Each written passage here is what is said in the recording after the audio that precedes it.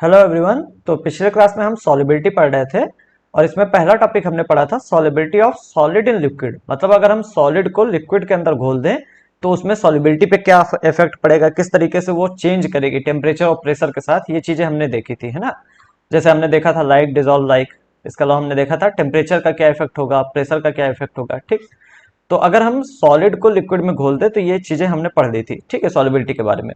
आज हम पढ़ेंगे कि अगर हम गैस को लिक्विड में घोल दें तो क्या इफेक्ट पड़ेगा सॉलिबिलिटी पे। ठीक है। तो आज हम दूसरा पार्ट पढ़ने जा रहे हैं जो कि है solubility of of gas in liquid. ठीक। सॉलिड इन लिक्विड हम पढ़ चुके हैं, आज हम गैस इन लिक्विड पढ़ेंगे। लिक्विड में गैस की जो सॉलिबिलिटी है वो किस चीज पे डिपेंड करती है ये हम देखेंगे। ठीक है। कोई एग्जांपल बता सकते हो गैस इन लिक्विड टाइप के सॉल्यूशन का? तो आपके आसपास ही दिख जाता है। जैसे कि जो आप कोल्ड ड्रिंक लाते हैं तो कोल्ड ड्रिंक जब आप खोलते हैं तो उसमें से तेज से एक गैस निकलती है, ठीक है, फर्स्ट की आवाज आती है, उसमें से एक गैस निकलती है और इसके अलावा छोटे छोटे बबल्स बनते हैं, वो एक्चुअली कार्बन डाइऑक्साइड के बबल होते हैं। तो बेसिकली जो कोल्ड ड्रिंक आप पीते हैं, कोका कोला, माजा, कैंपा कोला, जो भी हो गया, तो जो कोल्ड ड्रिंक होती है उसमें आपको कार्बन डाइऑक्साइड घोल के आपको कोल्ड ड्रिंक पिलाया जाता है। ठीक है। इसी वजह से हमारे हेल्थ के लिए बहुत ही खराब होती है। ठीक। तो solubility of gas in liquid एक सॉल्यूशन है कोल्ड ड्रिंक, एक एग्जांपल आप कह सकते हैं। ठीक है, कोल्ड ड्रिंक्स हो गई। इसके अलावा ऑक्सीजन इन वाटर,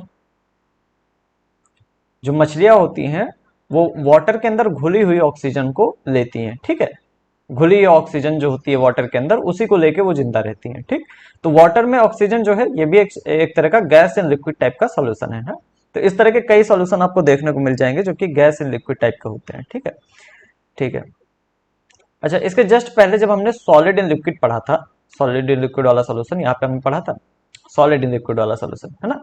इसमें हमने एक चीज देखी थी कि जो प्रेशर का इफेक्ट होता है वो नेग्लिजिबल होता है, कोई इफेक्ट नहीं होता प्रेशर का, क्योंकि जो सॉलिड होता है वो भी नहीं दब सकता है। लिक्विड जो होता है उसको भी आप कंप्रेस नहीं कर सकते हैं। ठीक है। बहुत ही कम कंप्रेस होता है, या फिर कह लीजिए लगभग ना के बराबर कंप्रेस होता है। उसको आप मतलब कंप्रेस नहीं कर सकते, दबा नहीं सकते। लेकिन जो गैस होती है इसको आप कंप्रेस कर सकते हैं, इसको दबा के आप छोटे से एरिया में कंसंट्रेट कर सकते हैं। ठीक है। तो जितनी एक पूरे कमरे की गैस है आप उसी पूरे कमरे की गैस को दबा के एक सिलेंडर के अंदर डाल सकते हैं। तो गैस में एक खासियत है कि गैस जो होती है वो काफी कंप्रेसिबल होती है, वो कंप्रेस हो जाती है। ठीक है। और इसी वजह से यहाँ पे हमारा पहला पॉइंट जो आता है सॉलिबिलिटी में, इसको ए लिखते हैं। ठीक है। पहला पॉइंट यही आता है, सॉलिबिलिटी जो होती है, किसी और पेन से लिखते हैं।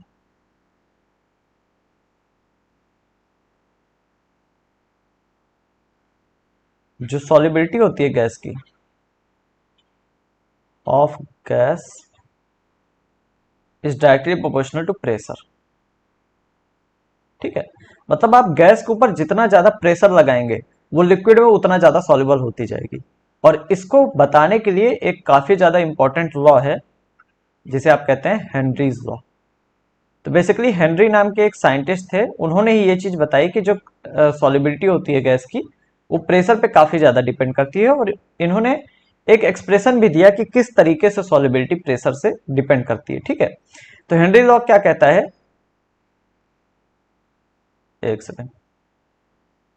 हेनरी लॉ कहता है solubility of a gas, solubility मतलब होता है घुलनशीलता, है ना, कितना ज्यादा घुल सकती है कोई चीज। Solubility of a gas in a liquid solution,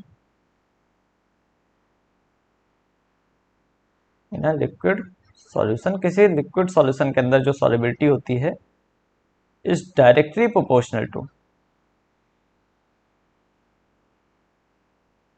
proportional to partial pressure. क्या होता है पार्शियल प्रेशर, अभी हम बताएंगे। ठीक है। Partial pressure of gas present above the solution,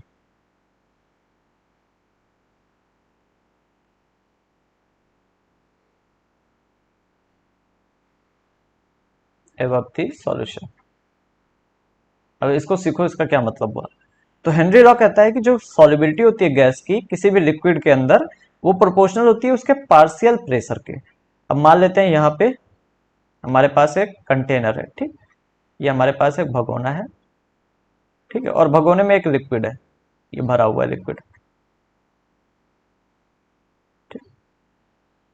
अब जो गैस इसके अंदर भगोने के अंदर हमें घोलनी है, वो गैस यहाँ पे हमने लाके रख दी, और इसको मान लो कंटेनर को ऐसे इस तरीके से क्लोज कर दिया। ये एक पिस्टन टाइप का है, पिस्टन मतलब इसको दबा सकते हो आप, दबाओगे तो ये नीचे चला जाएगा, ठीक है। और ये गैस है हमारी। गैस किसी और कलर से बनाया जाए, है ना।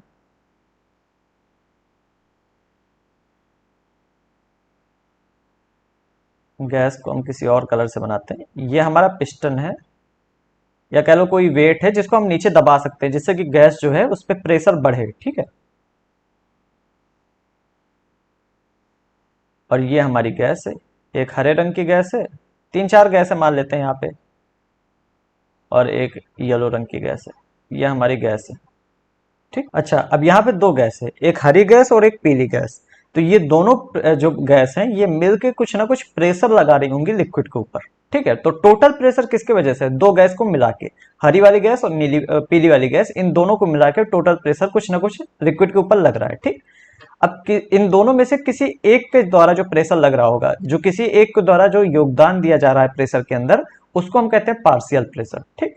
तो पार्शियल प्रेशर का मतलब क्या है, पार्ट मतलब होता है एक हिस्सा, तो एक हिस्से वाला जो प्रेशर है उसको हम पार्शियल प्रेशर कर रहे हैं, ठीक है। तो मान लेते हैं चार छह गैस मिलकर प्रेशर लगा रही, तो चारों छह को मिला के हम टोटल प्रेशर कहेंगे। उन चार छह में से किसी एक को हम कहेंगे कि ये पार्शियल प्रेशर है, इसका मतलब इसके द्वारा प्रेशर में, इस वाली गैस के द्वारा प्रेशर में ये योगदान दिया जा रहा है, ठीक है। इतना पार्ट प्रेशर जो है इस गैस के द्वारा लगाया जा रहा है। तो पार्शियल प्रेशर समझ में आ गया। अब ऊपर जितना ज्यादा पार्शियल प्रेशर होगा गैस का, उतना ही ज्यादा वो सॉल्यूशन के अंदर आएगी।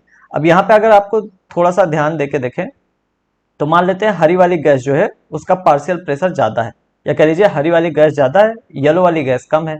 तो आप सॉल्यूशन देखेंगे तो उसमें हरी वाली गैस जो होगी वो ज्यादा डिजोल्व रहेगी, ज्यादा घुली रहेगी इन कंपेरिजन टू येलो वाली गैस, ठीक है। तो हरी हरी वाली गैस जो है वो ज्यादा रहेगी, येलो वाली गैस जो है काफी कम रहेगी। तो जिस गैस का पार्शियल प्रेशर जितना ज्यादा, वो लिक्विड के अंदर उतनी ही डिसॉल्व हो जाएगी। इसको किसने बताया, हेनरी ने।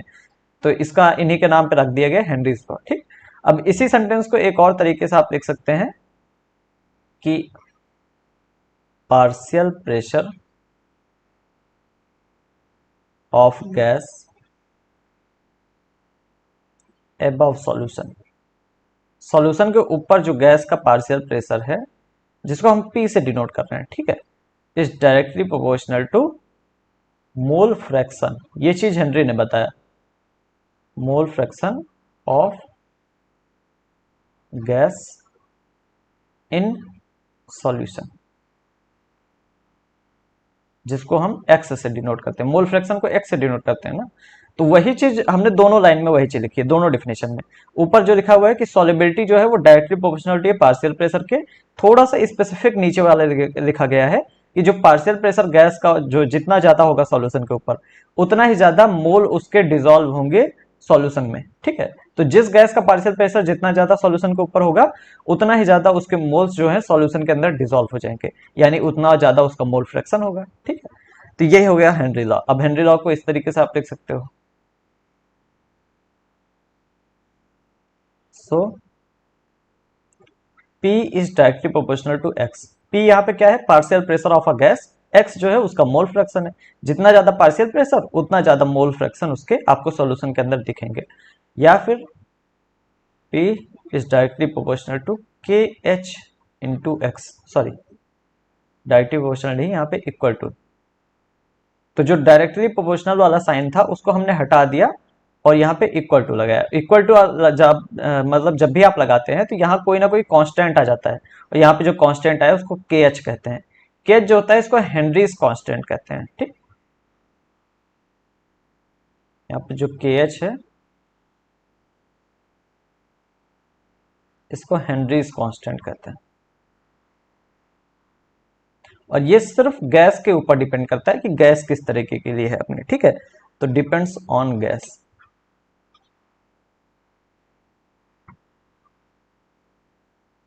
ठीक है।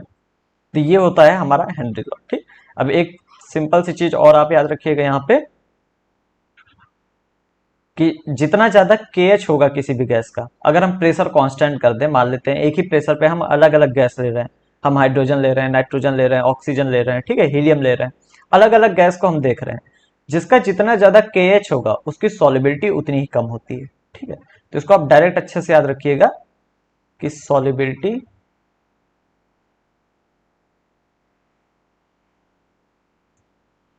इज इनडायरेक्टली प्रोपोर्शनल टू हमारा केएच। ठीक, केएच जितना ज्यादा हो जाएगा सॉलिबिलिटी उतनी कम होगी। ठीक है, तो ये भी एक इंपॉर्टेंट पॉइंट है, इसको भी याद रखना।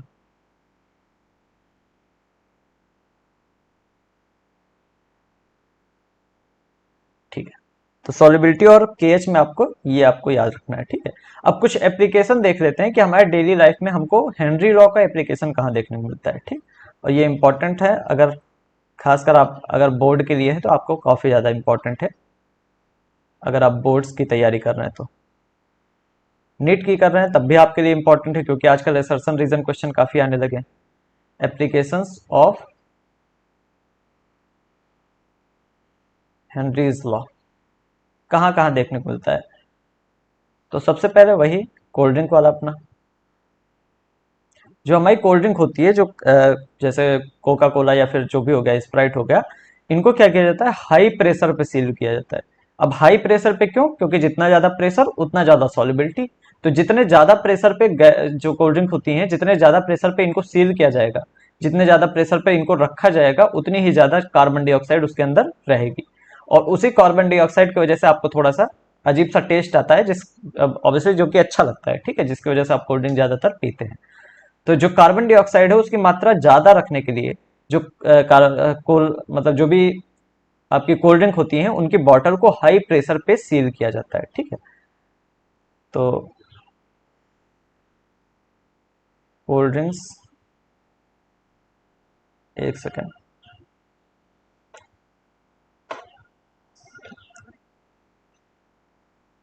राइटिंग बहुत खराब हो रही।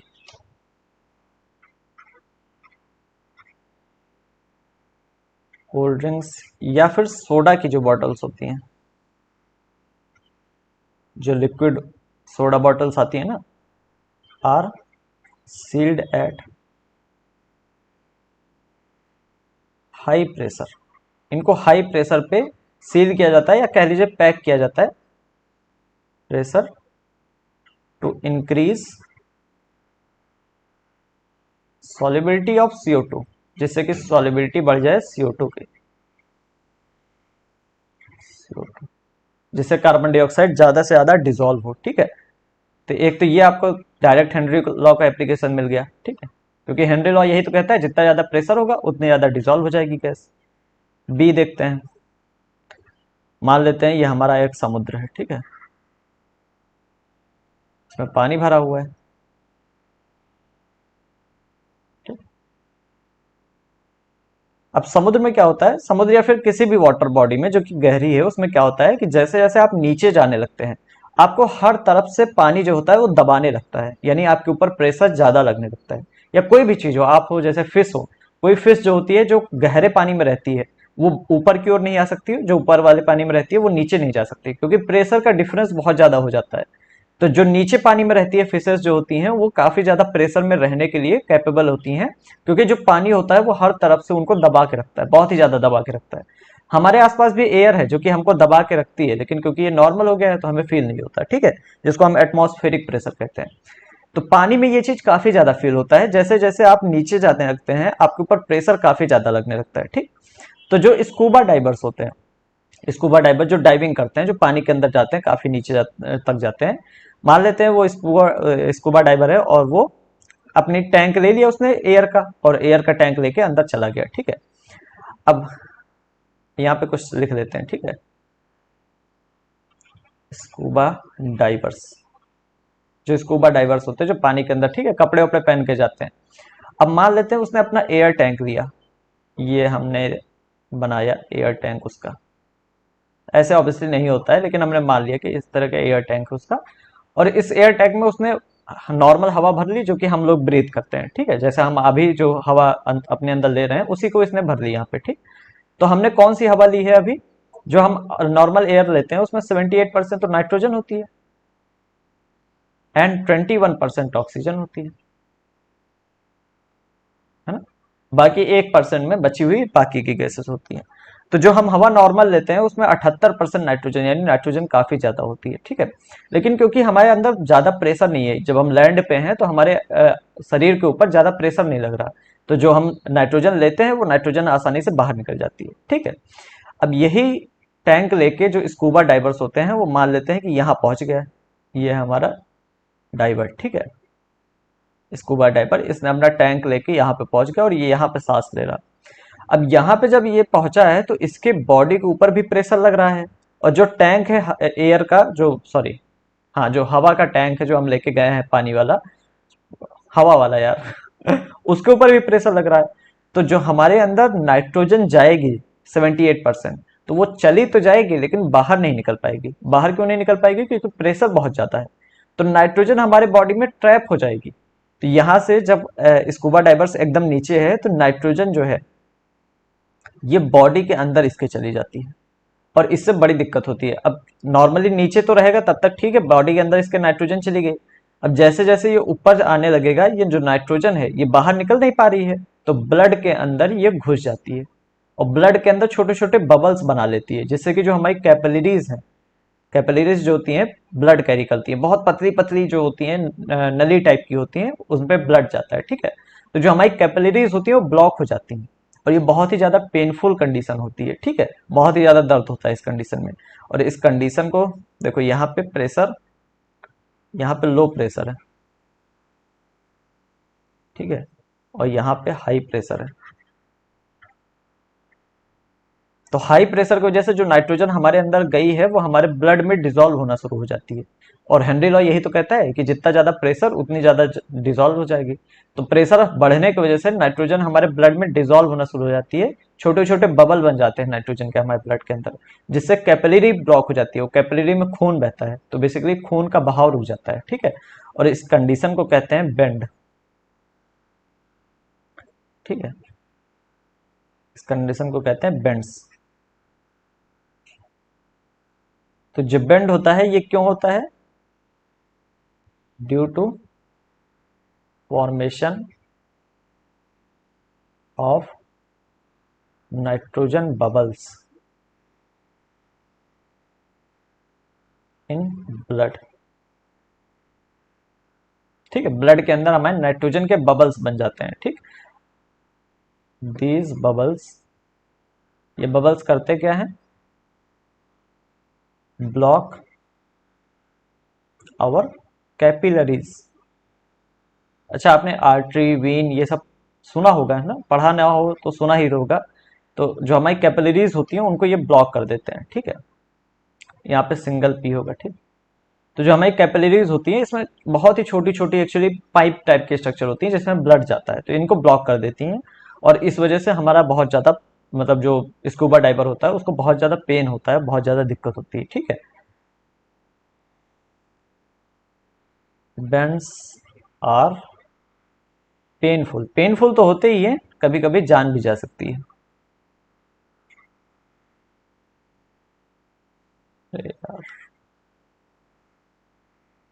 पेनफुल एंड फेटल, फेटल मतलब जानलेवा होते हैं, तो कभी कभी जान भी जा सकती है स्कूबा डाइवर्स की, ठीक है। तो ये दूसरा केस है स्कूबा डाइवर्स। अब इसको बचाने के लिए क्या किया जाता है, जो हमारी एयर टैंक होती है, नॉर्मल एयर नहीं डाली जाती उसमें, क्योंकि नॉर्मल एयर से क्या होगा, नाइट्रोजन हमारे अंदर बहुत ज्यादा आ जाएगी। तो हम ऐसी एयर भरते हैं, नाइट्रोजन जो स्कूबा डाइवर का जो टैंक होता है, उस टैंक में हम ऐसी एयर भरते हैं जिसमें नाइट्रोजन की परसेंटेज कम हो, नाइट्रोजन की मात्रा कम हो, जिससे कि हमारा जो बॉडी है वो नाइट्रोजन बहुत ज्यादा उसके अंदर ना चली जाए और ट्रैप ना हो जाए, ठीक है। तो हम क्या करते हैं, अब हम जो नया टैंक लेंगे, न्यू टैंक्स जो आजकल टैंक्स आते हैं उसमें क्या किया जाता है, तो मान लेते हैं ये हमारा टैंक है, पता नहीं क्यों बार बार मैं टैंक बना रहा हूं, ठीक है। इस टैंक में क्या किया जाता है, 11% हीलियम भरी जाती है, 56% नाइट्रोजन भरी जाती है एंड 32% ऑक्सीजन भरी जाती है। तो आप देख रहे हैं नाइट्रोजन का परसेंटेज कम कर दिया गया है और ऑक्सीजन का बढ़ा दिया गया है, और एक इनर्ट गैस भी डाल दी गई है, हीलियम, जिसको हमें नहीं मतलब है कि किस किस वजह से डाली गई है, पर डाल दी गई है। ठीक है, अब ये जो टैंक हो गया नया वाला टैंक, इसमें जो स्कूबा डाइवर्स हैं इनमें नाइट्रोजन वाली प्रॉब्लम नहीं होगी, तो बेंड नहीं आएंगे। ठीक है, तो इससे वो पेन नहीं होगा, उनको बचे रहेंगे। ठीक, तो ये दूसरा केस था। सी पे आ जाते हैं, तीसरा केस। जब बहुत ज्यादा एल्टीट्यूड पे आप चले जाते हैं, बहुत ही ज्यादा ऊपर चले जाते हैं, तो जो हवा होती है पतली होती जाती है, जिसकी वजह से प्रेशर कम होता जाता है। ठीक, तो जैसे आप मान लीजिए अभी नॉर्मल प्लेन पे हैं, आप पहाड़ों पे चले जाइए, तो पहाड़ों पे जितना ज्यादा ऊपर आप जाएंगे, ऊपर जाते जाते प्रेशर आपका सॉरी एटमॉस्फेयर का जो प्रेशर होगा वो कम होता जाएगा। ठीक, और एटमॉस्फेयर का प्रेशर कम मतलब ऑक्सीजन भी कम एटमॉस्फेयर में। जब ऑक्सीजन कम, तो इस वजह से ऑक्सीजन हमारे अंदर कम आएगी। ठीक है, क्योंकि जितना ज्यादा प्रेशर होगा उतना ज्यादा ऑक्सीजन ज्यादा आएगी। अब नॉर्मल से कम प्रेशर है, तो ऑक्सीजन भी हमारे अंदर कम आएगी, जिससे हमें दिक्कतें होंगी। तो ये भी लिख लेते हैं।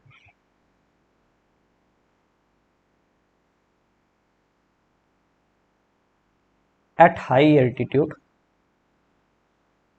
एल्टीट्यूड मतलब ऊंचाई,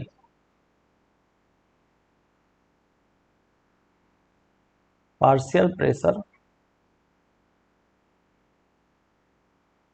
ऑफ ऑक्सीजन डिक्रीजेस। ऑक्सीजन का पार्शियल प्रेशर क्या होता है, डिक्रीज हो जाता है, कम हो जाता है। ठीक है, decreases. This makes mountain climbers, जो माउंटेन क्लाइंबर्स होते हैं या फिर जो नॉर्मल डेली लाइफ में भी जो क्लाइंब करते हैं, इनमें क्या होता है कि क्योंकि ऑक्सीजन कम हो गई, तो अब इनको एनर्जी कम मिल रही है। ठीक है, क्योंकि खाना इनका सही से टूट नहीं पा रहा होगा। तो जो माउंटेन क्लाइंबर्स होंगे, क्योंकि ऑक्सीजन चाहिए होती है फूड को तोड़ के एनर्जी निकालने के लिए, तो जो माउंटेन क्लाइंबर्स होंगे ये क्या होंगे, वीक हो जाएंगे। This makes mountain climbers weak and they are unable to think properly. ठीक है, ऑक्सीजन की कमी होने की वजह से ये सही तरीके से सोच भी नहीं पाएंगे। ठीक, थिंक प्रॉपरली, तो सही से सोच नहीं पाएंगे, और इस कंडीशन को हम एनॉक्सिया कहते हैं। This is called anoxia.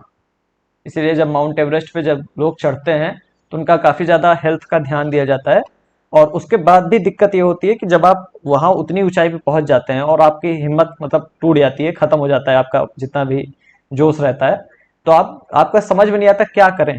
ठीक, क्योंकि आपका दिमाग जो है वो कम काम करने लगता है। तो ये होती है एनॉक्सिया की कंडीशन, जो कि काफी हार्मफुल होती है। ठीक है, तो ये हमने पढ़ दिया हेनरीज लॉ। हेनरी लॉ क्या, हमने ये पढ़ लिया कि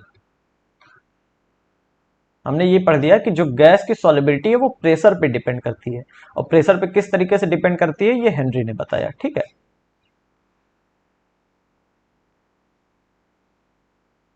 अब आते हैं इफेक्ट ऑफ टेम्परेचर पे।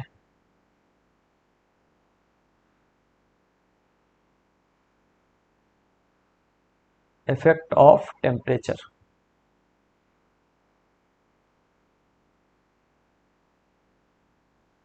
टेम्परेचर का क्या इफेक्ट होता है। तो जो सॉलिबिलिटी होती है ये टेम्परेचर पे किस तरीके से डिपेंड होती है। देखो, जब भी आप जैसे आपको कोल्ड ड्रिंक ही पीनी है, कोल्ड ड्रिंक अगर आपको पीनी है, आप ठंडा करके पीते हैं काफी ज्यादा, तो जितना ज्यादा ठंडा होता है उतना ही ज्यादा आपको अच्छा लगता है, क्योंकि उतनी ही ज्यादा कार्बन डाइऑक्साइड उसके अंदर डिजोल्व रहती है। अगर आप गर्म कोल्ड ड्रिंक पियेंगे तो आपको खराब लगेगा। उसका एक रीजन है क्योंकि कार्बन डाइऑक्साइड उसमें से निकल जाती है। ठीक, तो जैसे मान लेते हैं ये हमारा एक लिक्विड है, ठीक है, ये बंद कंटेनर है जिसमें हमारा लिक्विड भरा हुआ है। ठीक है, और इसमें कोई एक गैस है, गैस को हम इस तरीके से दिखा देते हैं। जब आप टेम्परेचर इंक्रीज करते हैं, तो ये गैस के मॉलिक्यूल जो होते हैं इनको मिलती है एनर्जी, और ये क्या करते हैं, बाहर निकलने लगते हैं। जैसे जैसे आप टेम्परेचर इंक्रीज करेंगे, गैस के मॉलिक्यूल्स बाहर निकल जाएंगे, यानी सॉलिबिलिटी कम हो जाएगी। तो टेम्परेचर जो है इसका क्या इफेक्ट होता है, solubility is indirectly proportional to temperature. ठीक, ये अच्छे से याद रखना। और यही रीजन होता है कि जो मछलियां होती हैं वो ठंडे पानी में आसानी से रह सकती हैं गर्म पानी के मुकाबले, क्योंकि गर्म पानी में ऑक्सीजन की कमी हो जाती है और ठंडे पानी में ऑक्सीजन जो है वो प्रॉपर मात्रा में रहती है। ठीक है, तो यहाँ पे fishes are more comfortable in cold waters. ठंडे पानी में ये ज्यादा कंफर्टेबल होती हैं जो फिशेस होती हैं। ठीक है, अच्छा, तो बस यहाँ पे सॉलिबिलिटी वाला हमारा टॉपिक खत्म हो गया, जहां पे हमने solubility of solid in liquid पढ़ दिया और solubility of gas in liquid पढ़ दिया। ठीक है, अब हम वेपर प्रेशर की तरफ बढ़ेंगे। वेपर प्रेशर नाम का एक टॉपिक है जो कि काफी ज्यादा इंपॉर्टेंट है नीट के लिए भी और बोर्ड के लिए भी, तो अब हम उसको पढ़ेंगे। ठीक है, तो हम टॉपिक पढ़ने आ रहे हैं, एक सेकेंड, तो इस तरीके से लिखते हैं।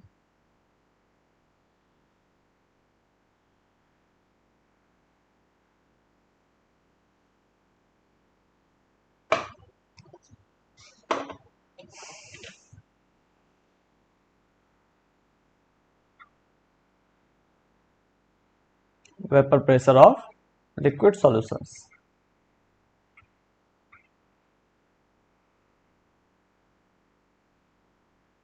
ठीक, और इसमें सबसे पहली बात कि वेपर प्रेशर क्या होता है, सबसे पहली बात यही है कि वेपर प्रेशर होता क्या है। ठीक,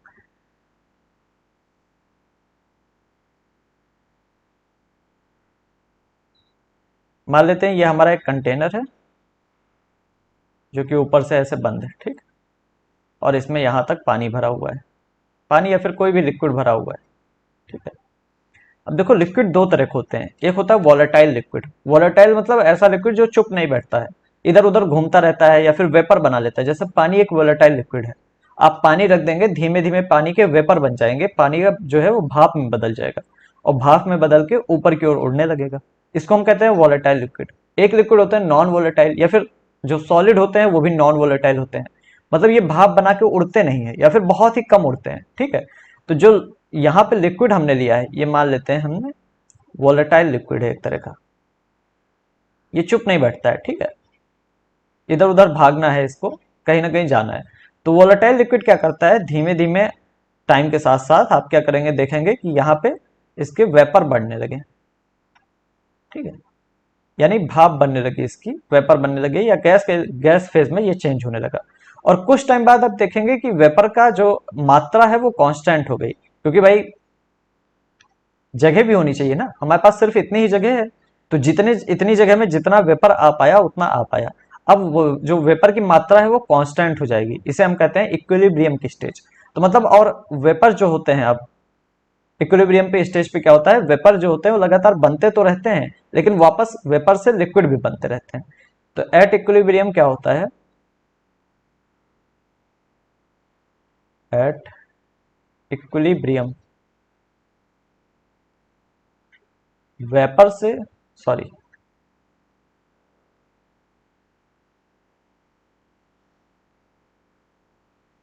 लिक्विड जो है वो वेपर बनाता है और वेपर जो है वो वापस से लिक्विड में बन जाता है। तो लिक्विड से वेपर और वेपर से लिक्विड, तो आप देखेंगे कि दोनों एक दूसरे में बदलते रहते हैं इक्विलिब्रियम पे, और ऐसा लगता है कि लिक्विड जो है वो भी एकदम कांस्टेंट हो गया है, मतलब उसकी मात्रा भी एकदम कांस्टेंट हो गई है, वो वेपर की भी। हालांकि ये दोनों क्या होते हैं, बनते रहते हैं और एक दूसरे में बदलते रहते हैं। ठीक है, तो इक्विलिब्रियम पे लिक्विड और वेपर फेज में एक तरह का इक्विलिब्रियम आ जाता है, सॉरी, मतलब लिक्विड और वेपर फेज एक दूसरे के कांस्टेंट स्पीड से बदलते रहते हैं एक दूसरे में। ठीक है, अच्छा, तो अब ये वॉलेटाइल लिक्विड है जिसने वेपर बनाया, अब इक्विलिब्रियम आ गया। जब इक्विलिब्रियम आया तो उस समय हम देखते हैं कितना प्रेशर ये जो वेपर है ये इस लिक्विड के सरफेस पे लगा रहा है। तो ऊपर वाले जितने भी वेपर हैं वो मिलके कितना प्रेशर लिक्विड के सरफेस पे लगा रहे हैं, इसको हम वेपर प्रेशर कहते हैं। ठीक है, तो pressure exerted on surface of liquid, liquid के सरफेस पे कितना प्रेशर लग रहा है, इसी को हम वेपर प्रेशर कहते हैं।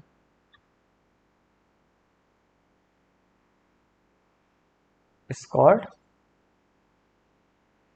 Vapour pressure. तो वेपर प्रेशर हमें पढ़ना है और लिक्विड सॉल्यूशंस के अंदर किस तरीके से वेपर प्रेशर बनता है ये हमें देखना है, ठीक है। अब इसमें भी हम दो तरीके देखेंगे कि लिक्विड और लिक्विड को अगर हम मिला दें तो वेपर प्रेशर कैसे बनता है, ठीक है, और सॉलिड और लिक्विड को मिला दें तो वेपर प्रेशर कैसे बनता है, ठीक है।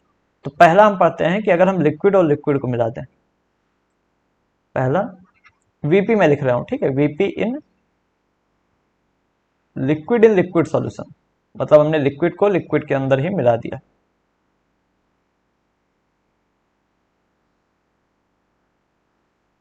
ठीक है।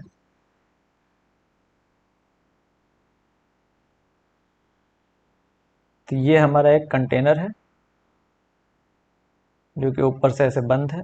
बंद क्यों कर रहे हैं, क्योंकि वेपर बाहर निकल जाएगा ना, फिर अगर बंद नहीं रहेगा तो सारा वेपर बाहर निकल जाएगा, तब तो इक्विलिब्रियम आएगी ही नहीं, ठीक है। यहाँ पे हमने कुछ चीज भर दी है, हमने मान लेते हैं दो चीज भर दी है,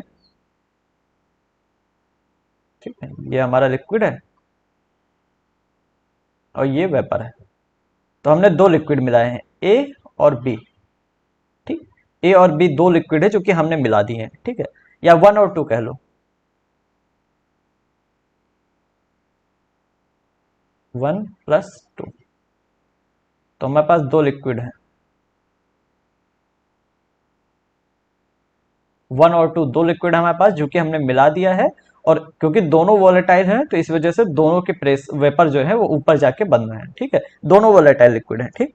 अब एक के वजह से जो प्रेशर बनेगा उसको हम क्या कहेंगे, पार्शियल प्रेशर। अभी हमने बताया था आपको थोड़ी देर पहले, जो दोनों का मिला के प्रेशर होता है उसको हम टोटल प्रेशर कहते हैं, और किसी एक का योगदान जो होता है प्रेशर में उसको हम क्या कहते हैं, पार्शियल प्रेशर, ठीक है।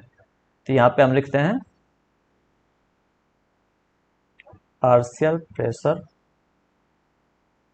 Of one. जो पहले वाले के लिए पार्शियल प्रेशर है इसको हम लिखते हैं पी ए, P1, ठीक है। फिर पार्शियल प्रेशर ऑफ टू, इसको हम लिख देते हैं P2, ठीक है। टोटल प्रेशर, दोनों को मिला के जो प्रेशर होगा उसी को टोटल प्रेशर कहेंगे, और टोटल प्रेशर कितना होगा, P टोटल, ठीक है। इसको इस तरीके से लिखेंगे। तो ये P1 P2 और P टोटल है क्या चीज, ये आपको पता चल गया, ठीक है। अच्छा, अगर हम 1 और 2 मिलाए ना होते, सिर्फ हम एक कंटेनर लेते हैं जिसमें सिर्फ 1 को रखे होते हैं,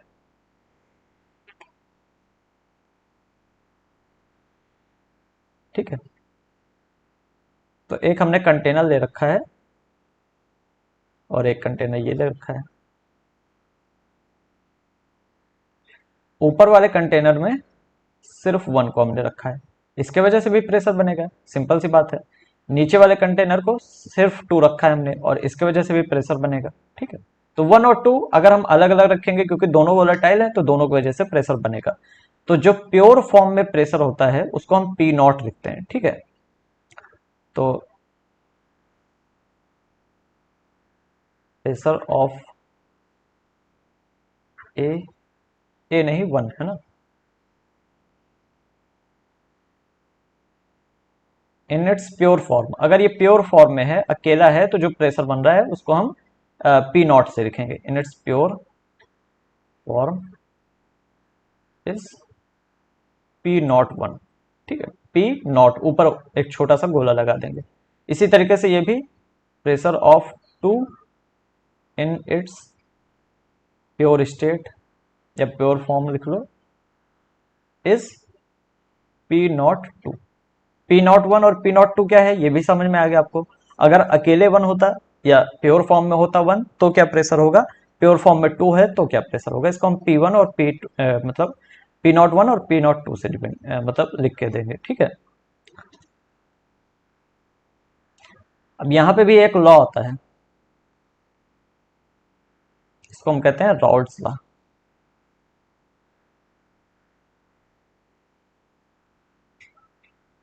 रॉल्स लॉ जो है वो वही बात करता है जो कि हेनरी लॉ ने की थी। हेनरी ने क्या बताया था, जितना ज्यादा मोल फ्रैक्शन होगा उतना ही ज्यादा सॉलिबिलिटी होगी गैस की, ठीक है, लिक्विड के अंदर। तो वही चीज रॉल्स लॉ भी कहता है, बस थोड़ा अलग शब्दों में कहता है। यहाँ पे हम लिख के देखते हैं एक बार, कि राउल्स लॉ कहता क्या है। For a solution of volatile liquids, volatile मतलब समझ में आ गया, जो मतलब शांति से ना बैठे, ठीक है, volatile liquids, the partial vapour pressure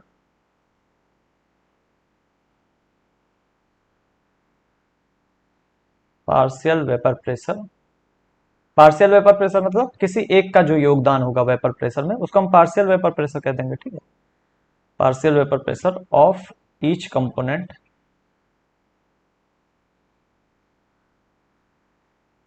in solution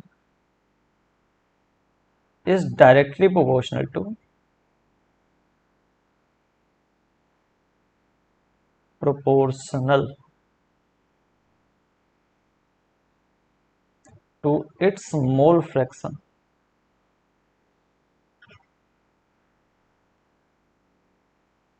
present in solution। बात देखेंगे, दोनों आप कंपेयर कर लीजिएगा, आप हेनरी लॉ और राउल्ट लॉ कंपेयर कर लीजिएगा, दोनों एक ही चीज कहते हैं। वो भी कहता था कि जितना भी प्रेशर होगा, मतलब जितनी भी सॉलिबिलिटी होगी, वहां पे सॉलिबिलिटी की बात हो रही थी, यहाँ वेपर प्रेशर की हो रही है, ठीक है। तो वो भी यही चीज कहता था कि जितना ज्यादा गैस जो होगी उसका प्रेशर होगा, उतना ज्यादा गैस अंदर आके सॉल्युबल हो जाएगी। वही चीज यहाँ पे भी कह रहा है कि जितना ज्यादा पार्शियल वेपर प्रेशर होगा, वो मोल फ्रैक्शन के डायरेक्टली प्रोपोर्शनल है, मतलब उतना ज्यादा मोल फ्रैक्शन आपको सॉल्यूशन के अंदर उस गैस का देखने को मिलेगा, ठीक है। तो इसी को हम छोटे से भाषा में लिखें अगर, तो यहाँ पे बेसिकली कहा जा रहा है P1 is directly proportional to,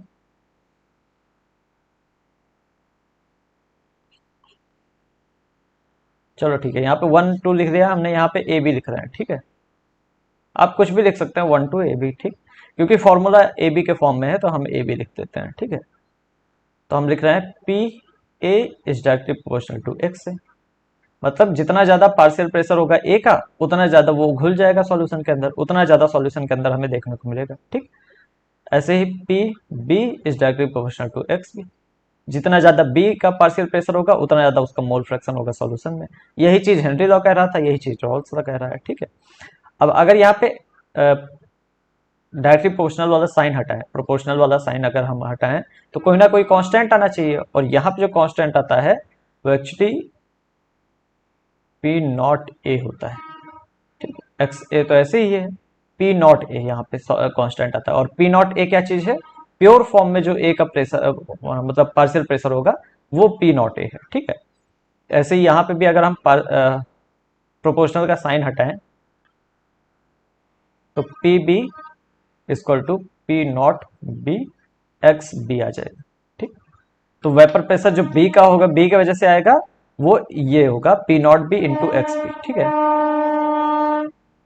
P naught B x B, ठीक है। ये ए और बी जो है छोटे छोटे साइड में लिखे जाएंगे, ठीक है। तो ये है हमारा राउल्स लॉ, जो कि इस तरीके से लिखा जाता है। अच्छा, तो ये हमारा कंटेनर था, यहाँ पे हमने ए और बी को मिला दिया था, ठीक है, और ए और बी दोनों की वजह से ऊपर वेपर बने थे, ठीक। और वेपर ऊपर जितने होंगे उतना ही, मतलब जितना ज्यादा ए और बी होगा नीचे, उतना ही ज्यादा ऊपर वेपर बनेंगे, ठीक है। वही चीज यहाँ पे कह रहा है, जितना ज्यादा मतलब पार्शियल प्रेशर होगा, उतना ज्यादा एक्स से होगा, ठीक है, मतलब एक्स से मतलब मोल फ्रैक्शन ऑफ ए, ठीक। ये इस तरीके से कह रहा है, ठीक है। अब देखो वेपर प्रेशर जो है वो टोटल कितना होगा, ये चीज हम देखते हैं। तो P total, total vapour pressure क्या होगा, इन्हीं दोनों को ऐड कर दो भाई, ए की वजह से जितना प्रेशर लग रहा है, बी की वजह से जितना लग रहा है, दोनों को ऐड कर दो, टोटल प्रेशर आ जाएगा। तो पी टोटल क्या हो जाएगा, P naught A x A plus P naught B x B, ठीक है। ये टोटल वेपर प्रेशर हो जाएगा हमारा।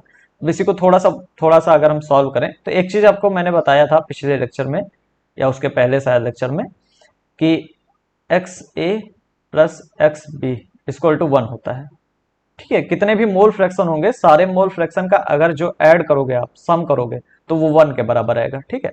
तो यहाँ पे एक्स ए और एक्स बी ऐड किया गया तो 1 के बराबर आया। तो इसको हम इस तरीके से लिख सकते हैं x A equal to 1 minus x B, ऐसे भी लिख सकते हैं। तो पी टोटल को हम लिख सकते हैं पी नॉट ए और एक्स ए के जगह पे 1 minus x B, 1 minus x B plus P naught P into x P. यानी दोनों में से किसी एक का अगर मोल फ्रैक्शन आपको पता है तब भी आपका क्वेश्चन हो जाएगा, क्योंकि वन में से आप माइनस कर दो, दूसरे का मोल फ्रैक्शन आपको पता चल जाएगा। ठीक है, अब इसको भी अगर हम सॉल्व करें, इस वाले इक्वेशन को, सेकंड वाले इक्वेशन को भी अगर हम सॉल्व करें तो कुछ इस तरीके से आएगा पी टोटल इक्वल टू, इसको आप पहले 1 से मल्टीप्लाई करेंगे यानी पी नॉट ए आ जाएगा, फिर इसी को आप एक्स बी से मल्टीप्लाई करेंगे, माइनस का साइन है तो माइनस का साइन लिखोगे और ये हो जाएगा P naught A x B plus ये वाला आप लिख दो यहाँ पे P naught P x P. अब यहाँ पे कुछ कॉमन दिख रहा है, इस इक्वेशन में कुछ कॉमन दिख रहा है? तो बिल्कुल दिख रहा है। कौन सा दिख रहा है कॉमन, रुको देखते हैं। यहाँ पे हम पी नॉट ए कॉमन ले लेंगे तो वापस यही बन जाएगा, एक्स बी कॉमन लेते हैं तो पी नॉट ए ऐसे ही रहने दो, माइनस एक्स बी हमने कॉमन लिया यहाँ पे, तो ये हो जाएगा पी नॉट ए माइनस, ये प्लस है, माइनस हमने कॉमन ले लिया है ना, तो यहाँ पे भी माइनस आ जाएगा, माइनस पी नॉट बी, ये हो जाएगा हमारा तीसरा फॉर्म। तो पी टोटल को हम 3 फॉर्म में लिख सकते हैं और तीनों फॉर्म जो है एग्जाम में पूछे जाते हैं। ये तीनों फॉर्म आपको अच्छे से याद होने चाहिए। अगर नीट के आप स्टूडेंट हैं तो आपको तीनों फॉर्म याद होने चाहिए। अगर आप बोर्ड के स्टूडेंट हैं तो आप एक फॉर्म याद रखिए बस। पी टोटल आपको याद रखा है, पहला वाला फॉर्म, पहला सबसे ज्यादा इंपॉर्टेंट है। इससे आपको दोनों बाकी निकल आएगा। ठीक है, तो बाकी दोनों आपको निकालने की जरूरत नहीं पड़ेगी, बाकी दोनों आप पहले वाले से निकाल सकते हैं। ठीक है, ठीक है, तो ये तीनों फॉर्म आप याद रखना। अब एक फिगर है एनसीईआरटी में दिया गया है जो कि आपको थोड़ा सा समझ लेना है, ये वाला फिगर। ठीक है, ये फिगर जो है वो राउल्ट्स लॉ के हिसाब से दिया गया है। जैसे राउल्ट्स लॉ कहता है कि पार्शियल प्रेशर जो होगा या पार्शियल वेपर प्रेशर जो होगा वो एक्स के प्रोपोर्शनल होगा, यानी मोल फ्रैक्शन के प्रोपोर्शनल होगा। मतलब जितना ज्यादा लिक्विड प्रेजेंट है उतना ज्यादा वेपर प्रेशर ऊपर बनेगा। ठीक है, तो मान लेते हैं ये हमारा लिक्विड है जिसमें हमने 2 कंपोनेंट डाल रखे हैं, 1 और 2। ठीक है, और इसके वजह से यहाँ पे ऊपर जो है प्रेशर, वेपर प्रेशर बनेंगे, वेपर बनेंगे, जिसकी वजह से वेपर प्रेशर आएगा। ठीक है, तो 1 और 2 कंपोनेंट की वजह से हमारा ऊपर प्रेशर आ रहा है। ठीक, अब ये ग्राफ देखो, ग्राफ में सबसे पहले इधर देखो मोल फ्रैक्शन है, इस साइड एक्स एक्सिस पे मोल फ्रैक्शन है और वाई एक्सिस पे वेपर प्रेशर है। मोल फ्रैक्शन वेपर प्रेशर के डायरेक्टली प्रोपोर्शनल, यानी जैसे जैसे मोल फ्रैक्शन बढ़ेगा वैसे वैसे वेपर प्रेशर भी बढ़ेगा। ठीक है, अब यहाँ पे देखो लिखा हुआ है x1 इक्वल टू 1। अभी आपने पढ़ा था x1 plus x2 equal to 1, यानी टोटल मोल फ्रैक्शन हमेशा एक होता है। यहाँ पे लिखा है सिर्फ x1 इक्वल टू 1, यानी x2 जो है यहाँ पे 0 है। यानी ये एक ऐसा सोल्यूशन की बात करी जा रही है जहां पे सिर्फ 1 प्रेजेंट है, 2 वाला कंपोनेंट है ही नहीं। और जब एक ही कंपोनेंट प्रेजेंट है तो हम कहते हैं ये प्योर सॉल्वेंट है, सॉरी प्योर सॉल्यूशन है, या फिर कह लो प्योर स्टेट में है, जिसकी वजह से प्रेशर जो आता है उसको हम पी नॉट से रिप्रेजेंट करते हैं। ये चीज अभी हमने बताया था आपको कि अगर एक ही कंपोनेंट मान लो प्रेजेंट है तो उसके वजह से जो प्रेशर आएगा उसको हम पी नॉट से रिप्रेजेंट करेंगे। तो यहाँ पे देखो क्योंकि एक ही कंपोनेंट है तो प्रेशर जो है वो पी नॉट है। अब जैसे जैसे हम इस साइड से इस साइड की ओर आने लगेंगे, देखो x1 जो है यहाँ पे आने पे 0 हो गया इस जगह पे, यानी x1 जो है कम हो रहा है। तो जब x1 जो है वो कम हो रहा है तो इसका वेपर प्रेशर भी कम होगा। और ये देखो P1 जो है ये वेपर प्रेशर है x1 का, तो ये धीमे धीमे कम हो रहा है, लाइन देख रहे हो नीचे की ओर आ रही। ठीक, इसी तरीके से यहाँ पे x2 0 है और यहाँ पे x2 1 है। x2 यहाँ पे 1 है मतलब सिर्फ x2 प्रेजेंट है, और अगर सिर्फ एक ही मतलब लिक्विड प्रेजेंट है, प्योर लिक्विड है या फिर प्योर स्टेट में है, तो उस समय जो वेपर प्रेशर आता है उसको हम क्या कहते हैं, P naught two, P naught से प्रेजेंट करते हैं। तो इसी वजह से x2 यहाँ पे 1 है तो यहाँ पे पी नॉट टू लिखा हुआ है, यानी ये मैक्सिमम वेपर प्रेशर है। और जैसे जैसे x2 से हम इस साइड की ओर आने लगेंगे यानी पीछे की ओर आने लगेंगे, तो यहाँ पे देखो x2 0 हो गया यानी कम हो रहा होगा। तो कम हो रहा होगा, जब वेपर प्रेशर कम होगा तो मोल फ्रैक्शन भी कम होगा। तो देखो यहाँ पे क्योंकि मोल फ्रैक्शन कम हो रहा है तो वेपर प्रेशर भी धीमे धीमे कम हो रहा है, जो कि यहाँ पे P2 का मोल फ्रैक्शन है। यहाँ पे जब मोल फ्रैक्शन 0 हो गया तो वेपर प्रेशर भी 0। भाई जो कंपोनेंट है ही नहीं उसका मोल फ्रैक्शन, सॉरी उसका वेपर प्रेशर आएगा ही कहाँ, उसका वेपर ही नहीं बनेगा। ठीक, तो ये हमारी दो लाइनें हैं जो कि ए और बी यानी या फिर कह लो कंपोनेंट वन और कंपोनेंट टू का वेपर प्रेशर दिखा रही है। ठीक है, ये जो लाइन है जो कि हमने पी नॉट ए से पी नॉट टू के मतलब बीच में ड्रॉ करी है, ये हमने दिखाया है कि कम से कम इतना प्रेशर तो रहेगा ही पी वन नॉट के बराबर। जब अकेले एक्स वन है तो इतना प्रेशर है, और maximum pressure P naught P two naught के बराबर होगा, पी नॉट टू के बराबर होगा। तो मतलब जो प्रेशर होगा वो मिनिमम पी वन नॉट के बराबर होगा, और जो मैक्सिमम है वो पी नॉट टू के बराबर होगा। ठीक है, इन्हीं दोनों के बीच में जो प्रेशर है वो वेरी करेगा, और टोटल प्रेशर जो है वो P one plus P two के बराबर होगा, जो कि हमने ऑलरेडी देख चुके हैं, है ना, हम ऑलरेडी देख चुके हैं ये चीज। तो ये हमारा मोल फ्रैक्शन और वेपर प्रेशर के बीच में ग्राफ था, जो कि आपको थोड़ा सा ध्यान रखना है। ठीक है, तो रॉल्स लॉ हमने पढ़ लिया है। ठीक, अच्छा एक चीज बताओ,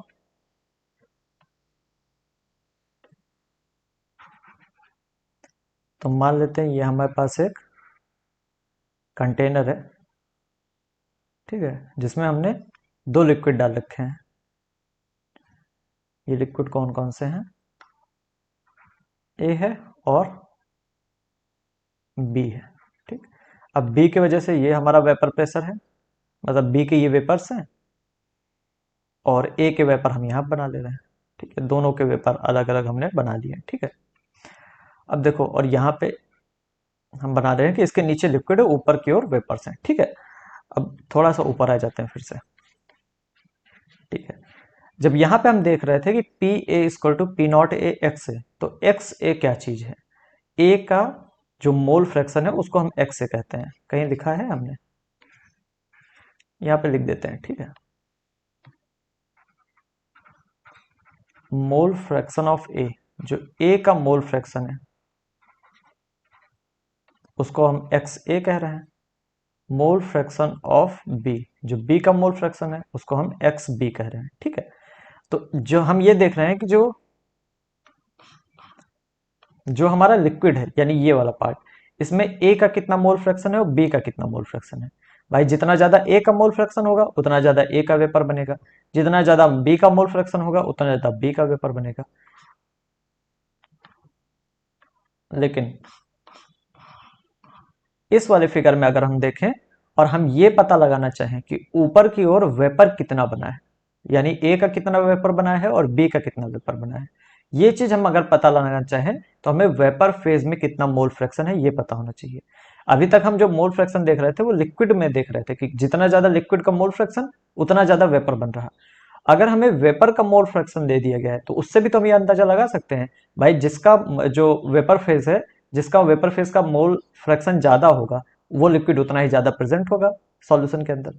ये चीज भी तो हम कह सकते हैं, उल्टा भी तो कह सकते हैं ना, जितना ज्यादा लिक्विड का मोल फ्रैक्शन उतना ज्यादा वेपर फेज, सॉरी उतना ज्यादा वेपर बनेगा। ठीक, उतना ज्यादा वेपर बनेगा, जितना ज्यादा वेपर हमें दिखा ऊपर उस लिक्विड का मात्रा जो होगी वो ऑब्वियसली ज्यादा होगी। ठीक है, तो यहाँ पे हम क्या करना चाह रहे हैं, to know about to no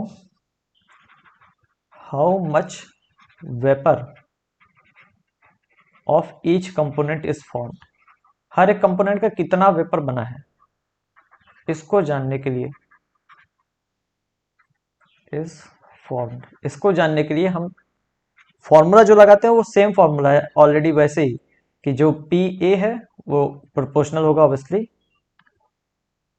x ए के, लेकिन यहाँ पे एक्स के जगह वाई ए लिखेंगे। ठीक है, तो Y A into P total, और पी बी जो है वो होगा Y B into P total.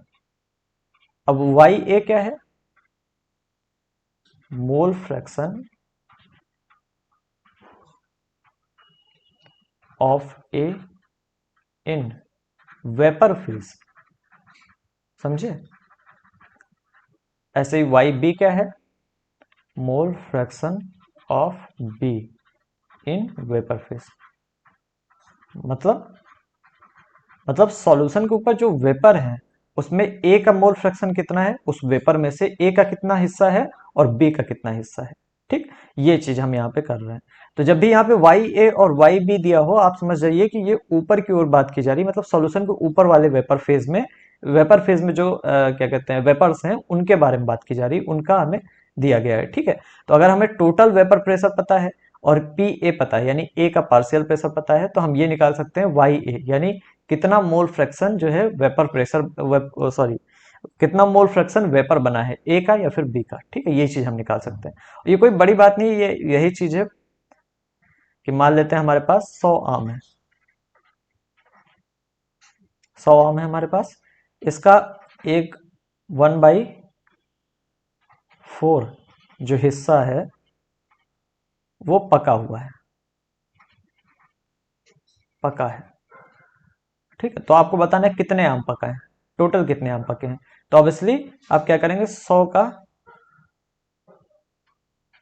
1/4 कर देंगे, यानी 25 आम पके हुए हैं।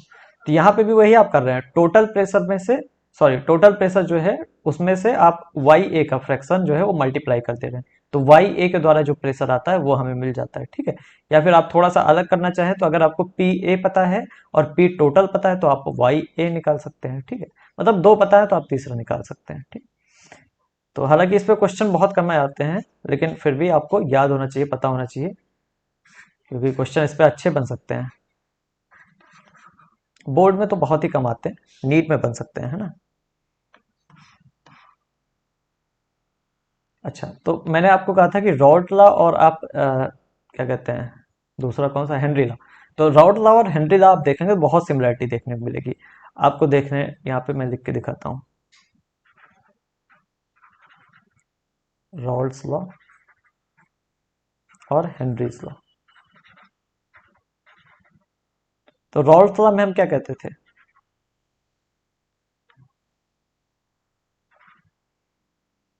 P equal to K H into x, sorry ये तो हेनरी लॉ का है।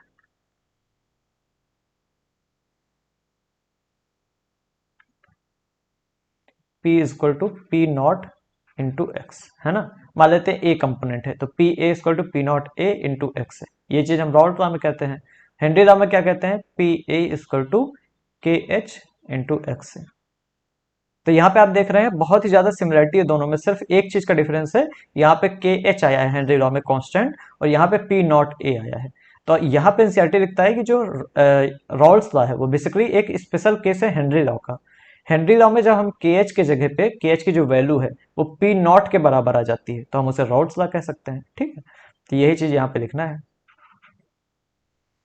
So Raoult law is a special case of Henry's law.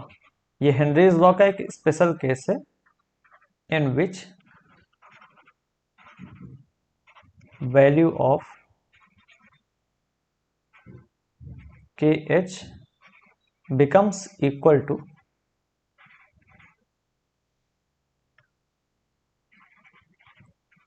To P not.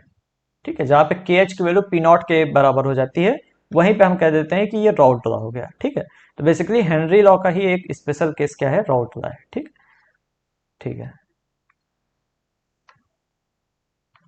तो अभी तक हमने क्या पढ़ा है, vapour pressure of liquid in liquid solution, मतलब अगर हम दो लिक्विड को घोल दे रहे हैं आपस में तो क्या वेपर प्रेशर होगा, ये चीज हमने पढ़ा। अब अगर हम सॉलिड को घोल दें तो क्या वेपर प्रेशर होगा, ये हमें पढ़ना है। यहाँ पे लिखते हैं to vapour pressure of solution of solid in liquid, अगर हम सॉलिड को घोल दें लिक्विड के अंदर तो क्या वेपर प्रेशर होगा, ये चीज देखते हैं।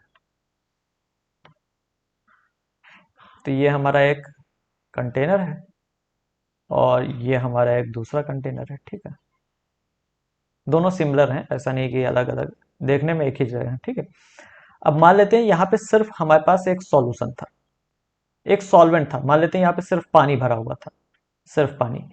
तो सिर्फ पानी भरा हुआ था, तो जो पानी के मॉलिक्यूल्स हैं वो ऐसे सरफेस पे रहेंगे, है ना। थोड़ा बड़ा बड़ा बनाते हैं जिससे आपको दिखे। ये क्या है, पानी के मॉलिक्यूल्स ऐसा सरफेस पे पूरे रहेंगे और इन्हीं मॉलिक्यूल्स की वजह से ऊपर वेपर बनेगा। ठीक है, ये होता है। अगर ये क्या है, सिर्फ ओनली सॉल्वेंट, यानी सिर्फ सॉल्वेंट है, या कह लो सिर्फ एक ही लिक्विड है, सिर्फ क्या है, एक ही लिक्विड है, या कह लो सिर्फ पानी है, सिर्फ पानी है। अब हम पानी में चीनी मिला रहे हैं, चीनी क्या है, सॉलिड है। ठीक है, तो यहाँ पे देखते हैं, यहाँ पे हमने क्या कर दिया, पानी में चीनी मिला दी, तो ये हमारा सॉल्यूशन बन गया, पानी और चीनी मिला के सॉल्यूशन बन गया है ना। अब जब ये सॉल्यूशन बन जाएगा तो देखो पानी के तो मॉलिक्यूल यहाँ पे थे ही, लेकिन बीच बीच में चीनी के भी मॉलिक्यूल्स आ जाएंगे। ये चीनी के मॉलिक्यूल्स आ गए। अब दिक्कत क्या हो रही है, चीनी के मॉलिक्यूल्स तो वॉलेटाइल है नहीं, चीनी तो ऐसा नहीं कि चीनी उड़ जाती है, चीनी तो नहीं उड़ती है, उसके वेपर बनते नहीं है, हालांकि पानी के वेपर बनते हैं। तो जहां यहाँ पे पानी के वेपर्स काफी ज्यादा बन रहे थे, यहाँ कम बनने लगेंगे। क्यों? क्योंकि सरफेस पे थोड़ी सरफेस तो पानी में ऑलरेडी अभी भी पानी की ही है, लेकिन बाकी की सरफेस जो हो गई चीनी की हो गई, और चीनी वहां पे पड़ा हुआ है, वो पानी को निकलने नहीं देगा। ठीक है, और सरफेस के ही मॉलिक्यूल्स एवापोरेट होते हैं, सरफेस वाले जो मॉलिक्यूल्स होते हैं वही एवापोरेशन से ऊपर जाते हैं, भाप बनाते हैं। ठीक है, तो ये बेसिकली क्या होगा, यहाँ पे जो ऊपर ऊपर के जो पानी के मॉलिक्यूल्स हैं वो तो चले जाएंगे, लेकिन काफी एरिया ब्लॉक हो जाएगा चीनी के आने की वजह से। तो यहाँ पे वेपर्स जो होते हैं वो काफी कम बनते हैं। ठीक है, तो यहाँ पे आप देख रहे हैं काफी ज्यादा वेपर बन गया, और यहाँ पे वेपर जो है कम हो गया। कम क्यों हो गया? क्योंकि हमने यहाँ पे सॉल्यूशन बना दिया, या चीनी भी डाल दी पानी के अंदर। ठीक है, तो so vapor pressure of solution decreases when we add solute, add non volatile solute। और नॉन वोलेटाइल क्यों? बेसिकली सॉलिड है, आप सॉलिड दे सकते हैं ना, नॉन वोलेटाइल क्या लिखोगे, सॉलिड लिख लो direct. When we add solid solute, और जो सॉलिड होते हैं वो ऐसे हवा में नहीं उड़ जाते हैं, उनका वेपर नहीं बन जाता है। ठीक है, तो जब हम सॉलिड सॉल्यूट ऐड करेंगे तो वेपर प्रेशर जो है कम होता जाएगा। अब और ऐड करेंगे तो आप और ही कम होता जाएगा, क्योंकि सरफेस जो है उस पर सॉलिड सॉल्यूट आके रख जाएगा। ठीक है, बैठ जाएगा। अच्छा, अब इस सॉल्यूशन में भी वेपर प्रेशर तो वैसे ही लगेगा, मतलब वेपर प्रेशर उसी हिसाब से होगा कि जितना ज्यादा मोल फ्रैक्शन आप रखेंगे किसी भी कंपोनेंट का, उसका वेपर प्रेशर उतना ज्यादा। लेकिन सॉलिड वाले कंपोनेंट में ये चीज नहीं लगेगा। आप मोल फ्रैक्शन चाहे सॉलिड का काफी ज्यादा रख दीजिए, लेकिन क्योंकि वो वॉलेटाइल ही नहीं है तो उसका वेपर प्रेशर हमेशा जीरो रहेगा। ठीक है, तो इस सॉल्यूशन के लिए, for this solution P is equal to x1 P naught 1 लिख लेते हैं, P1 equal to P naught 1 x1, या A लिख लो, P equal to P naught A x A। ठीक है, ये इस सॉल्यूशन के लिए होगा, और दूसरे वाले से हमें कोई फर्क नहीं पड़ता है क्योंकि उसका वेपर बनेगा ही नहीं। ठीक है, अब यहाँ पे भी अगर एनसीईआरटी वाला हम फिगर बनाए, जो एनसीईआरटी वाला फिगर आपने देखा था, अगर हम यहाँ पे भी बनाए,